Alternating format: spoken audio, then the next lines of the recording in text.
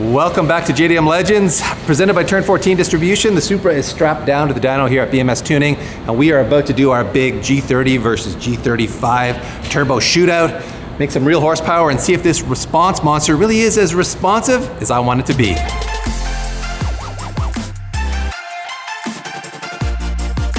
If you guys have been following this series, then you'll know we are planning to go through a progression of housings on this G30 770 that's on our Supra 2JZ right now. And to give you a quick bit of history, if you haven't been following along, this is a stock 2JZ with upgraded cams from GSC. Those are their 272 billet cams, and we have their valve springs in there too, but otherwise an internally stock 2JZ. And of course, we have bolted on all kinds of good performance stuff, including these Ignition Project Hexapack coils, and we have Injector Dynamic 1050X injectors in there as well.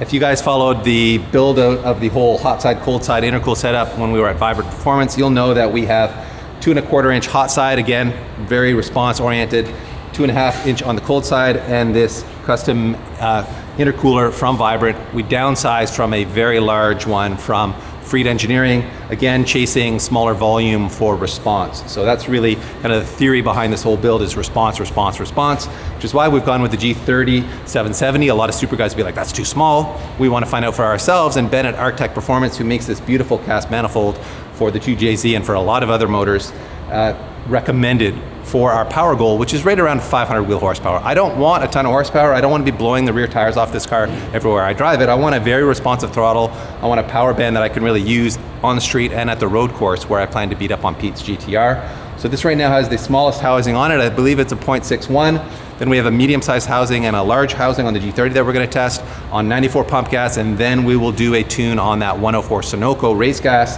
After that, woo, this is a lot. We are going to the G35 900. We have a small housing and a large housing to test on this as well. And we'll settle on which one that we think is the most responsive and most appropriate for our goals. I should also mention we have a custom 4-inch downpipe, again, built by Aaron at Vibrant Performance. It goes from 3 to 3.5 to 4 in the downpipe into a 4-inch Jezzy high flow cat. And after that, we have a 3.5-inch HKS exhaust system. Thank you very much to the guys at BMS Tuning for letting us invade their shop. And of course, thank you very much, Franz from Diebold Autosport, for doing the tune-up on this remotely from his the comfort of his sofa down there in Virginia somewhere. So without further ado, let's get this party started.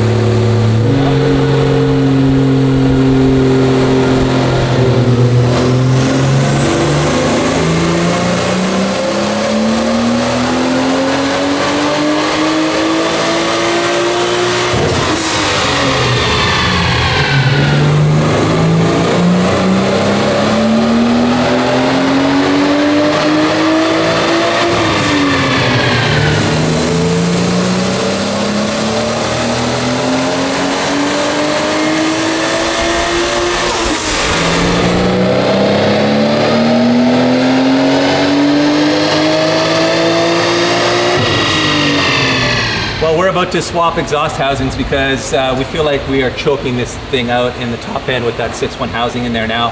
But you can see we made a peak of 373 wheel and almost 380 pound-feet. At 20 pounds, At 20 pounds, that's right. And Franz hasn't really gotten aggressive with the timing yet, but John and Franz were in agreement that we were starting to feel like it's choking the top end, right? Yeah, like I mean, it's not optimized, but it is dropping off after about 5,700 RPM, and the graph starts to get really choppy, which usually is an indicator that it's just choking the flow and it can't efficiently make power. Right, and with that turbo speed sensor, we could also see we're getting very close to the maximum speed that the turbo can handle. So we just feel like that means it's time to put on the bigger housing. So we're going to step up to the A3 now and see how things change. So it certainly wasn't the easiest of jobs to get to the housings, as you can see here, but I am about to remove this. If I can, everything is a little warm still, but I gotta, I was worried I was gonna drop that fire ring, damn it. So here it is, this is our 6.1 housing, and you can see, this is the pea shooter of housings on a 6-cylinder. No wonder this turbo was maxing out. This thing's such a wee little guy. So let's grab that A3 and put it on here. So that A3 housing is bolted on. We got Franz on the phone talking to us here. The engine's warmed up by John. This is a team effort, everybody. So let's get this thing rolling and see how she does.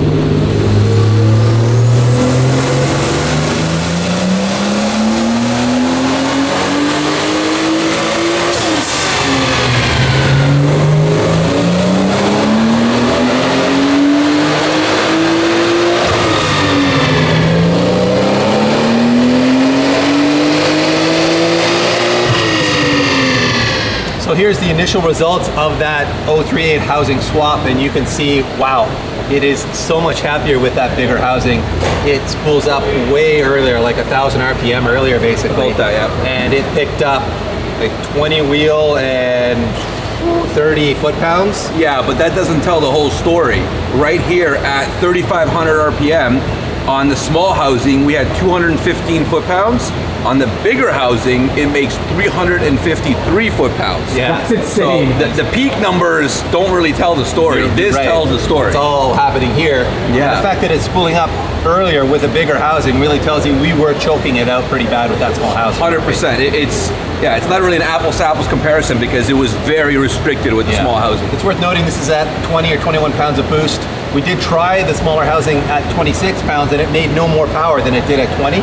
However, with the A3, we are about to show you how much power we were able to make with that extra breathing on the exhaust side. So let's swap over to that 26 pound map now. So here we have the old small housing's best run, and here we have the best run with the A3 housing at admittedly 5 extra pounds of boost. Yes. But it's still a best versus best. And the difference is pretty staggering. I mean, we're up over 100 wheel peak and over 100 foot-pounds of torque. So peak and in the mid-range again, it's a much tremendous, bigger. like 469 to 275. Yeah, and then at 3,500, it's almost 200 foot-pounds in the mid-range. It's crazy. That is and how much earlier the spool is. I mean, the engine is just obviously much happier on this 100%. housing. The question is now, will it be even happier on that bigger 101 or 102 housing? I forget exactly. Is it a 101 or a 102? It's a 101. 101. Yeah. So we've, I think, got as far as we want to go with the A3 housing. So let's throw that 101 on there and see how it does.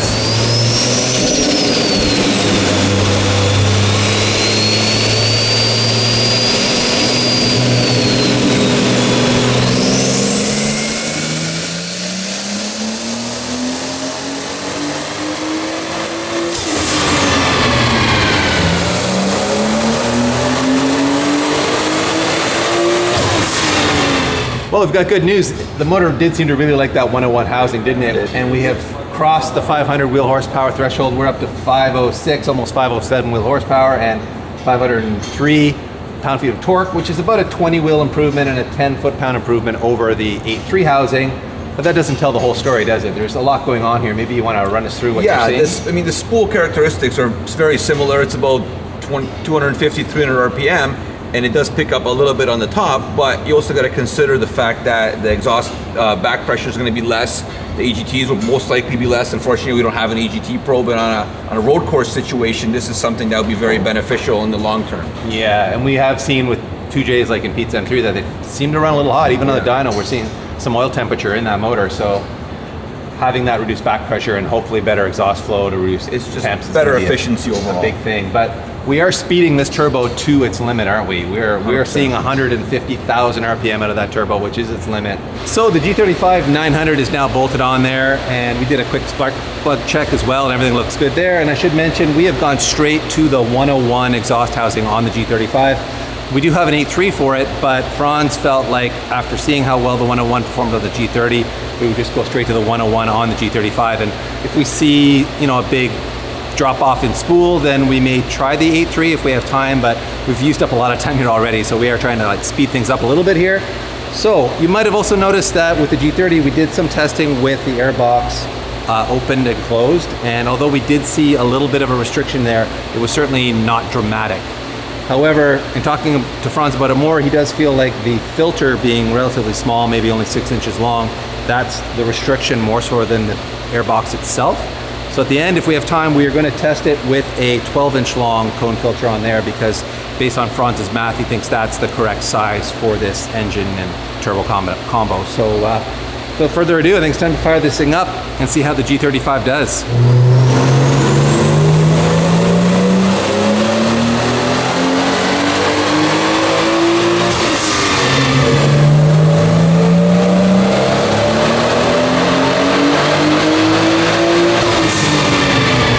All right guys, we are done with the pump gas tune on the G35 900, and as you can see, it did make, in the red line here, compared to the blue on the G30, quite a bit more top end power, but there's also a trade-off down here, isn't there? It's spooling about 400 or 500 RPM later. That's correct. But you know, on the top end here, we are seeing about 65 wheel horsepower difference, which is certainly significant, which, you know, really comes down to, I think in this case, like, what are you using the car for?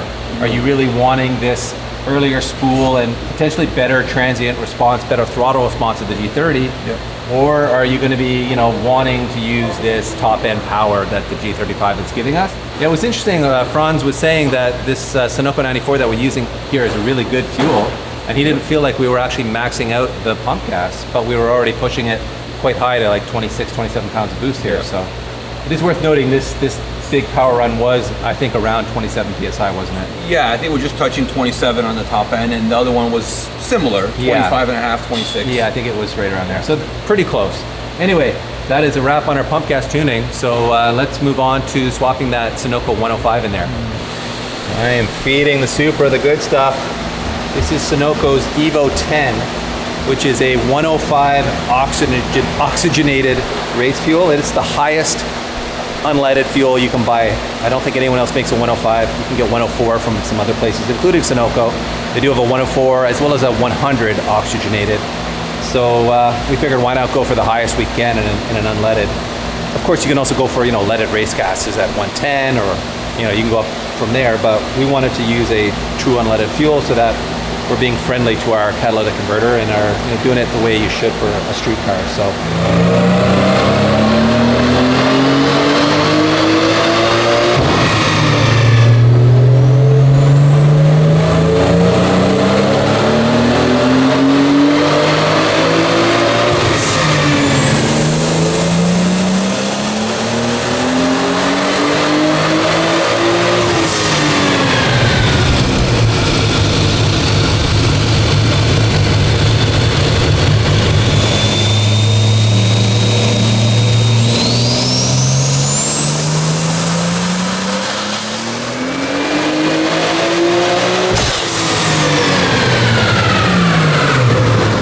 So here is our results of pump gas versus race gas. And as you can see, the red line here is our peak horsepower with the race gas in it, the Sunoco 105. And wow, it picked up a boatload of power, isn't it? It's almost 100 wheel. It's just shy of 100 wheel horsepower. Now that is at very comparable boost levels, isn't it? This was like 28 pounds and this was 27 pounds. So maybe we got a pound more on the race gas and obviously quite a bit more timing. That's right. We talked to Franz about it briefly in the middle of the tune there. So the numbers might have changed a bit by the end, but I think he said about 3 degrees more at peak torque. And about 5 or 6 at the top, Something in that neck of the woods. Yeah. So that's what we've got there. And then these two lines that are similar, the green and the blue. Green is our best run with the race gas at the same boost level. No, lower boost level. Oh, sorry. 21. Yeah, sorry. That's at 21 pounds versus 27 pounds. That's right. So it shows you with 6 pounds less, we made the same power with race gas. And the more timing. That's right. And it was able to carry it out at that lower boost level. Right. And the benefit of that obviously is with 6 pounds less boost, we're making less heat. We're making, we're putting less stress on the whole system, basically, aren't we? So yeah, definitely. It's gonna work nicely at the racetrack if you can run less boost and make the power you want. So, and as for how restrictive that small air filter is versus the bigger one that we put on that you had here with a velocity stack in it, it's probably about 40% larger, I would say. Yeah, maybe a little bit more. In that neck of the woods, and you can see, wow, what a difference it made in the top end. It picked up, what is that, 16 wheel and 5 foot-pounds of torque. So there's certainly a restriction happening there. So as good as that OE box looks with the small filter in there, we are robbing a little bit of power. Definitely, it definitely helps at the top end. I guess the question is, how much am I gonna care about that? Down at the lower horsepower level that we're gonna run it out on the street? It's hard to know, isn't it? But maybe we should run a bigger filter and build a custom airbox around it. Or maybe I should just go to the racetrack and spank the GTR. I don't know all the answers here, everybody, but this is still interesting data to show you. Before we take the Supra back to the shop, we did want to say a quick thank you to everyone here at BMS Tuning here in the Hamilton area.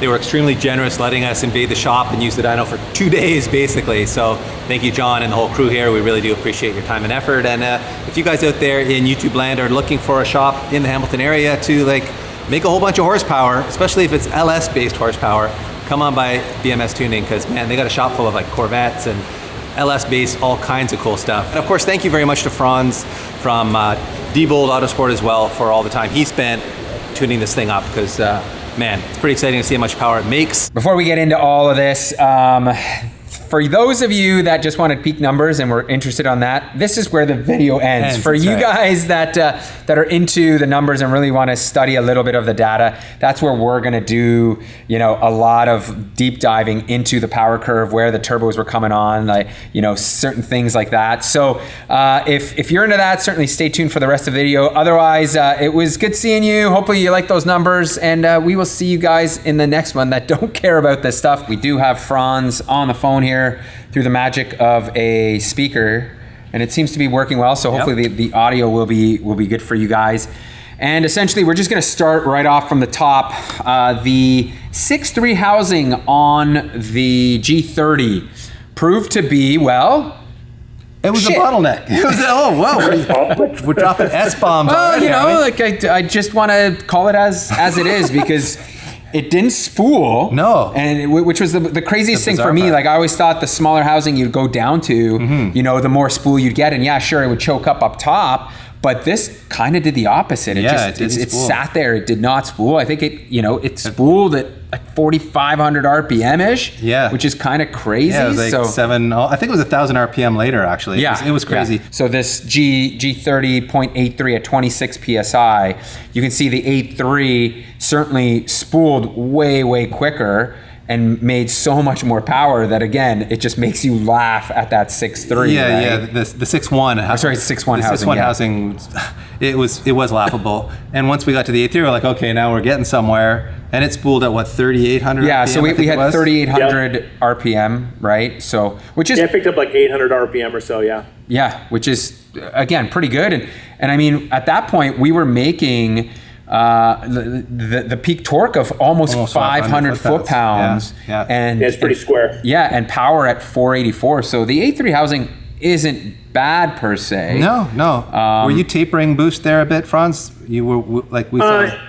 It was probably, by the time we got to the 8.3, we were probably doing a softer hit, lower RPM, and then gradually bringing it in. And we just kept that trend for the rest of it. So the 6.3 was just awful. We got to the 8.3, obviously keeping it flat. We had these massive spikes. So that at that point, we just brought the initial boost down, the request down, and then we tapered it in. So we'd have probably about a 3 PSI change from peak torque to peak power.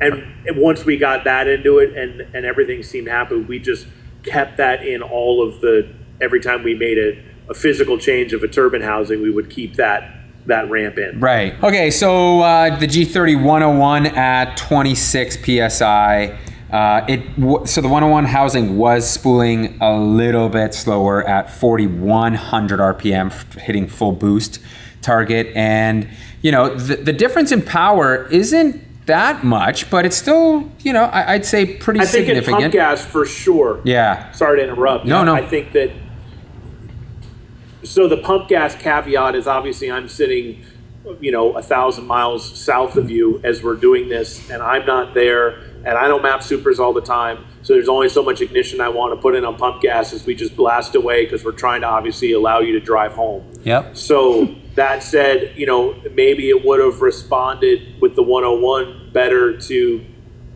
leading the ignition in a little bit more aggressively after 6,000 RPM, like we did with the 35 and with the 101 when we had the race gas in it. We had to be a little more extra with it without having, not getting into the window of really chucking some stuff out. I think it would have responded a little bit better, but I would certainly go, and I'm cutting ahead a little bit, I would certainly say if it was a pump gas car, and you're just driving around the street, not doing track stuff, you're literally just going banging around, having fun on a Sunday sort of thing, I think a G30 with an 8.3 would be a lot of fun, because if you're just driving around town and you're not trying to highway race anyone, I think that's a pretty bitchin' combination to like 6,700 RPM. So why don't we look at now where, we got to the point where we were like, okay, we're going to bolt the G35 on. We did have an 8.3 housing, but we felt it just wasn't going to give us anything really that, we wanted, where the 101 seemed like the right way to go, right? Agreed. Yeah. So we bolted the G35 101. So we have the run here with 26 PSI at 94 octane. And you can see it does spool considerably later. Like it's 4,700 RPM on the G35 versus 4,100 RPM. So that is, to me, that's a significant difference, especially, for the street and at the road course with the tight course that we're dealing with, right? Yep. So the power over here on the left side here, on man, the G30 is nice. The G30 is really, really nice, right? Yeah. But you'd never see it. Yeah, we might not, if we looked at the gear ratios pulling for the Supra. out of the box, pulling onto the track, and that's the only time you'd see that. Yeah, I just looked at the gear ratios for the Supra and RPM drop on a shift, and we typically wouldn't drop much below 5,500 RPM. So, yeah, I mean, in that sense, we really... G35 wins again. The G35 looks pretty good from that perspective. Yeah. And Franz made an interesting point before we started to record about the G35 maybe being easier to drive on the road course because it's not going to be quite as snappy. So I may have less difficulty controlling the throttle and controlling tire slip on a relatively small rear tire, a 265 rear tire. So I'd never thought of it in those terms until Franz had mentioned it, but that's an interesting counterpoint to the G30 setup. You look at G30 and say, oh, it's super responsive, but if we're not using that responsive area of the curve, and the G35 is more drivable. If you don't have the tractive effort to take advantage of the responsiveness, it's just going to slow you down. Yeah, we are on a 265 tire. There's a lot, and I think that's one of the real takeaways here. These turbos will make a lot more power on race gas and E85, but for what we're trying to do, go around a racetrack, to have 600 wheel horsepower, it's not really going to work for us in a dedicated street car, right? So we're trying to find a good balance here of this car will feel fun on the street, but it'll still feel fun at the racetrack, right? Where be drivable, we wanted usable power. This is already a lot of power to use with the 265. Yeah, for sure it is. So what we have here is the G35 at 26 PSI with 94 octane, and then the G35 at 21 PSI with that Sunoco 105 unleaded. And it's amazing what you can do with timing, right, Franz? Yeah, for good fuel. Yeah, and it's just incredible that you can make the same amount of power, with 5 PSI less boost, which ultimately for the road course seems like a great idea, right? Yeah, same power. I mean, and obviously in that, technically we made 30 more horsepower at 6,700. Yes. Yeah. Look at that. Right. So up top, it's a lot more power. So it's a huge advantage. You're not working the engine as hard. You're not putting as much boost into it, which means less heat, right, coming out, and it's kind of win-win. Yeah, it really is. It's just a matter of whether you want to pay the bills to fill your tank with 105 every day. Yeah. But again, that's the whole thing. So if we were just building a dedicated race car, then this would be, you'd look at this and go, all right, well, 105 is the way to go. Spend the money on that, right? Franz, do you think there'd be much difference between the 105 and, say, an E85, or would they have sort of similar? It's pretty different. It is, eh? Yeah, power-wise, maybe we'd end up the same place. E85, I've found you typically can't put much ignition lead in it. The effect you really have is the cooling properties of the fuel, so your charge is much cooler, and that's where the power typically comes from what I've seen. Okay. And I'm not I don't use the E85 in much. I've just done that stuff for Dove's car. Right. And a couple. But that's what I would typically see. Okay. Well, it's good to know. I mean, the 105 stuff was really, really good. So let's just, what we did after that is we had the 105 in it. Yep. So Franz started cranking up the timing and the boost. And at the G35 with the 105 octane made a peak of 617 and 541 foot-pounds with what is, a very, very nice curve. It is a nice looking curve, yeah. I'm sure, like you said, we could have made more power, but we're at a point where at that point it's not usable. It's not drivable. At that, with even 600 wheel, we're not going to take this to the racetrack with 600 wheel. It's just building a half mile. Yeah, and we're not here to make dyno videos to show how much power these turbos can make at the full limit. It's just for us, it's a matter of like being usable, being able to use that stuff. So the airbox versus the open, or actually the filter. So we had the airbox closed with the small vibrant filter. Yeah. We pulled that off. We put a huge K&N filter that John had kicking around, and this thing picked up a bunch of power in the top end, right? Yeah, it's like 20 wheel or so. Almost 40 horsepower peak. 40 horsepower. Yeah. Wow. That's crazy. And you were saying you have a formula for calculating the required filter size?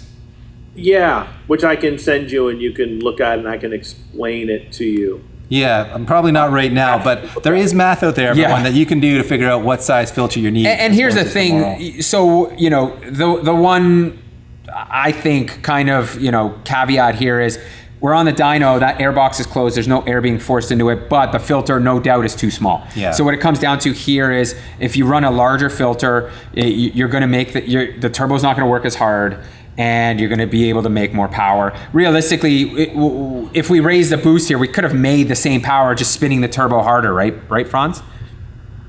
You could have, but it's what I mentioned when we were on the dyno is if you look at the turbine or the turbo and you say this is literally a density multiplier. Right. If we can have more density on the front end and we are still multiplying it, let's say by 2.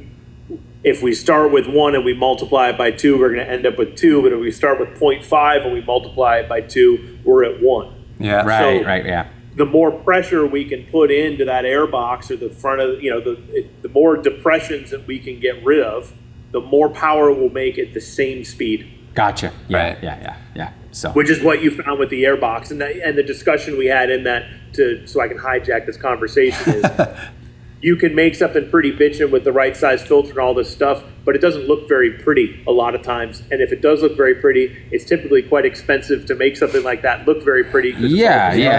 Which, so if at some point we want to have a car we drive on the street and pop the hood and have everything look tidy and OEM and the way it should be, that is a very expensive proposition to do with everything being the right size when you're saying, I want to make 300 horsepower more than a stock one. Yeah. And really, to give up that 20 to 40 top end horsepower in this car doesn't matter that much to us anyway, because we're not going to run it at this power level. Yeah. We're back at the 500 wheel power level. Maybe we're only giving up 20 wheel, and do I care about that versus having a nice OEM looking intake? I probably don't. Yeah. So it depends on what you're building, doesn't it? Are you building a race car, or are you building a street car that might go to the track once or twice a year, which is really what the Supra is, if we're honest about it, right? Yeah, exactly. That's a fashion trade-off I'm certainly willing to make. Me too. I certainly love that airbox. Me 3. I'm on 3 on that. All right, So good. I'm glad we're all on the same page here, guys. Okay, well, Franz, I know you probably got other things to do, and including picking up the wife in 8 minutes at the subway. So, yes. So we will let you go. As always, thank you so much for the time and effort that you've put into this project for us. We are more than grateful. Well, if you made it this far in this video, congratulations, you are officially a hardcore viewer, and thanks for sticking with us this long. I will give you the bonus content that we've swapped back in the G30 with the 101 housing. After going through all that data with Franz and talking amongst ourselves, we decided that's kind of the happy medium setup. We feel like it offers the best of both worlds in the sense that it gives better top end than the A3 housing on this turbo, but better spool and throttle response than the G35. So I felt like with this car being both street and track usage scenario, we really wanted that best of both worlds type of setup. And it's tempting to try the G35 at the racetrack, I'm not gonna lie, because that extra top end would probably make it a bit quicker around TMP, but maybe I'll find that the the snappier throttle is really what I want at a track like TMP. And having gone down this road of like building a response monster, I really want to experience the most responsive setup I can get within reason, without making any sacrifices per se. So that's really why we went with the G30 101 housing. I'm stoked to experience it on the street, let the ECU do a little auto tuning, and get it out to TMP and really see what it can do around the racetrack, and how much of a traction control unit I'm going to have to be as a driver versus how exciting it's going to be to drive with this really responsive setup, and of course how much quicker it's going to be than the GTR2. I think we all know that Team Supra is going to take the win on this one, but I am a little bit intimidated by the amount of traction that GTR makes. So stick with us, guys, because it's going to get exciting here at the very end. We really are down to the vinegar strokes. GTR up next on the dyno. Can't wait to see what that thing does, and then to crush all of Pete's hopes and dreams. So stay tuned, guys. It's going to be good.